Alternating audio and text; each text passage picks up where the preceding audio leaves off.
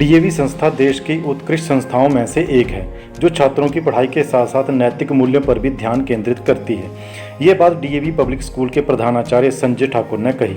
उन्होंने कहा कि अरसे से जोगिंद्रनगर में डीएवी स्कूल खोलने की मांग की जा रही थी, जिसे वर्ष 2021 में पूरा किया गया। उन्होंने कहा कि पिछले 2 वर्षों से कोविड-19 के कारण देश के सभी शिक्षण संस्थानों की ऑफलाइन कक्षाएं बंद की थीं, जिसके चलते डीएवी स्कूल में भी छात्रों को ऑनलाइन कक्षाएं प्रदान करने का निर्णय लिया गया। स्कूल की ऑनलाइन कक्षाओं से पहले स्कूल के सभी अध्यापकों को डीएवी संस्था के अंतर्गत होने वाले सेमिनार के तहत ऑनलाइन कक्षाएं लेने का प्रशिक्षण करवाया गया, जिसमें अध्यापकों ने विभिन्न ऐप गूगल मीट, जूम इत्यादि का प्रयोग करना सीखा। नमस्कार, मैं Sanjay Thakur DAV public school Jogindernagar में प्रधानाचार्य के पद पर कार्यरत हूँ। यह बड़े हर्ष का विषय है। जोगिंद्रनगर में डीएवी विद्यालय खोलने के लिए लंबे अरसे से जो मांग की जा रही थी वो वर्ष 2021 में पूरी हुई और मुझे इस विद्यालय में प्रधानाचार्य के पद पर कार्य करने का अवसर प्राप्त हुआ। जैसे कि मालूम रहे, डीएवी संस्था देश की उत्कृष्ट शिक्षण संस्थाओं में से एक है जो छात्रों की पढ़ाई के साथ साथ नैतिक मूल्यों पर भी ध्यान केंद्रित करती है। मालूम रहे, पिछले 2 वर्ष से कोविड महामारी के कारण देश के सभी शिक्षण संस्थानों की ऑफलाइन क्लासेस बंद कर दी थी। इसी के फलस्वरूप डीएवी जोगिंद्रनगर में भी छात्रों को ऑनलाइन कक्षाएं प्रदान करने का निर्णय लिया गया।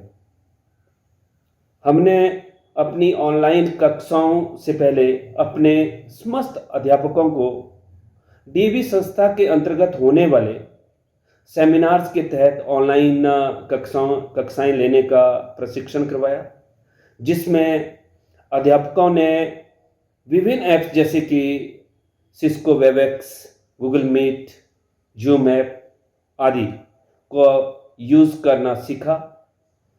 अध्यापकों ने ऑनलाइन कक्षाओं के लिए कुछ इम्पोर्टेंट टूल्स जैसे Google Meet attendance, students performance tracking system, Google Sheets, Google form etcetera, इन सभी के माध्यम से अपनी कक्षाओं को प्रभावी ढंग से जारी रखा।